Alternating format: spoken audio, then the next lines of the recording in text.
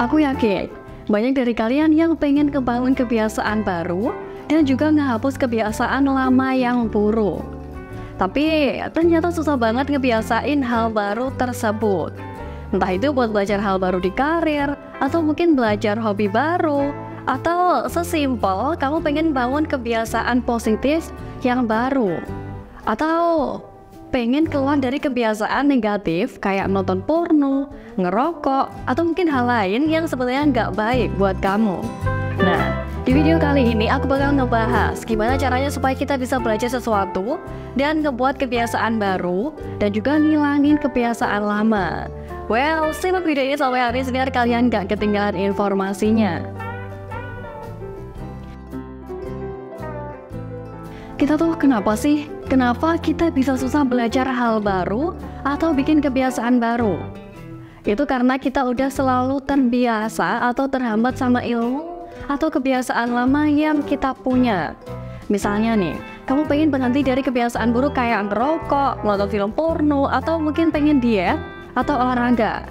Sebenarnya udah nyoba sih, hari pertama, kedua, ketiga, lancar aja.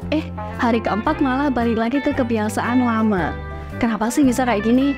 Well, bisa dibilang salah satu penyebabnya ya karena udah otomatis aja. Menarik ya, emang namanya kebiasaan itu kayak gitu. Jadi otak kita tuh emang udah tersetting sama kebiasaan dan pengetahuan-pengetahuan kita yang lama. Bahkan salah-salah di otak tuh udah terhubung dengan sedemikian rupa yang bakal bikin kita susah buat lupain atau ngerubah kebiasaan lama. Terus pertanyaannya, berarti nggak bisa diubah dong kebiasaan kita? Nah, nggak juga. Ada salah satu metode yang bisa kita coba terapin. Nama metodenya ini unlearning, atau bahasa Indonesianya sih berhenti belajar. Sebenarnya nggak tepat sih kalau berhenti belajar maknanya. Nah, sebelum kamu salah paham nih, definisi unlearning sendiri tuh bukan berarti kita berhenti belajar selama-lamanya atau membuang semua ilmu yang kita punya. Enggak dong. Tapi gimana cara kita menyesuaikan diri buat ngerubah kebiasaan dan mengubah sesuatu yang sebelumnya udah kita yakini. Kenapa sih unlearning ini begitu penting? Oke, unlearning ini penting banget dalam setiap proses pembelajaran. Pertama, karena dunia tuh terus-menerus berubah. Banyak pekerjaan baru muncul, stimulus baru muncul, sosmed baru muncul, dan kebiasaan baru yang juga muncul. Yang akhirnya mengubah lingkungan sekitar kita. Dulu kita jarang pakai internet, sekarang akhirnya gunain berbagai macam teknologi online dalam bekerja. Kalau nggak terbiasa gimana? Ya susah.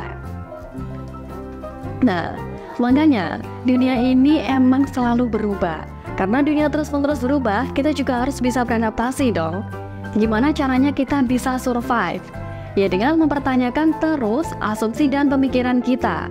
Dan basically melakukan unlearn tadi pada berbagai kebiasaan yang udah kita lakuin. Terus kenapa sih banyak penyakit-penyakit muncul kayak kanker, diabetes, dan lain sebagainya? Karena kebiasaan lama. Misalnya nih, dulu nggak apa-apa ya kita makan sepuasnya karena nggak mudah buat nemuin makanan, jadi makan sebanyak mungkin tuh nggak masalah. Tapi sekarang ketika makanan gampang ditemuin, ketika dalam sedetik aja kita bisa pakai ojek online, kita akhirnya jadi makan terus. Apakah kita harus mengubah kebiasaan kita? Apakah kita harus unlearn kebiasaan ini? Ya mungkin iya. Itu salah satu contoh kenapa obesitas terus bertambah. Ya terus gimana cara kita nerapin unlearning dalam berbagai macam kegiatan? Ada beberapa langkah yang sebenarnya bisa kita lakuin. Pertama, refleksi dan evaluasi diri. Kenapa refleksi?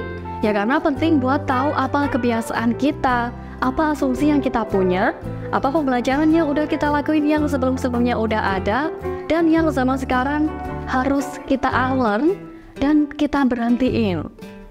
Kita bisa mulai sebenarnya untuk kumpulin ilmu yang udah kita punya, buat lihat literatur zaman sekarang dan coba tanya ke diri sendiri. Kira-kira kebiasaan ini masih cocok nggak sih buat apa yang kita butuhin sekarang? Kalau enggak, nah kita pahami nih dampaknya. Kenapa nggak cocok?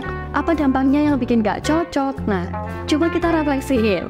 Mungkin banyak hal dan siapa tahu mungkin kebiasaan itu kita lakuin tiap pagi atau tiap malam. Yang kedua, kita coba keluar dari zona nyaman. Jadi emang perlu sih buat ngelakuin sesuatu yang belum pernah kita coba sebelumnya. Lepasin beberapa hal yang kita pelajari dan coba mulai lagi dari nol di bidang atau kebiasaan yang memang baru buat kita. Yang ketiga, nah ini yang mungkin cukup susah ya. Kita juga perlu namanya self-control, ngontrol diri. Ini perlu dilakuin, apalagi buat berhenti dari kebiasaan buruk. Kenapa? Supaya kita tahu kapan berhenti dan kapan harus mulai. Kalau emang sesuatu kayak gitu nggak ngasih kita manfaat lagi dan memang bisa dikontrol, ya berhenti.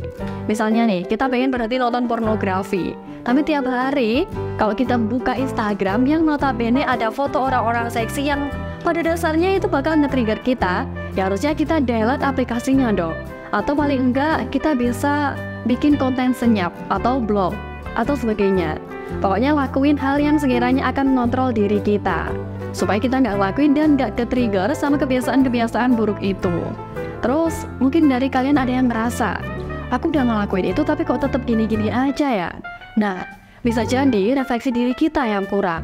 Bisa jadi juga karena berbagai masalah lain, misalnya overthinking, takut buat keluar dari zona nyaman, atau misal kamu punya anggapan-anggapan tertentu, atau mungkin kamu juga punya berbagai masalah lain. Nah, kalau misal kayak gitu, saran dari aku, selain kamu coba hal tadi selama 1 minggu atau 2 minggu, kamu juga coba konsultasi sama psikolog atau psikiater.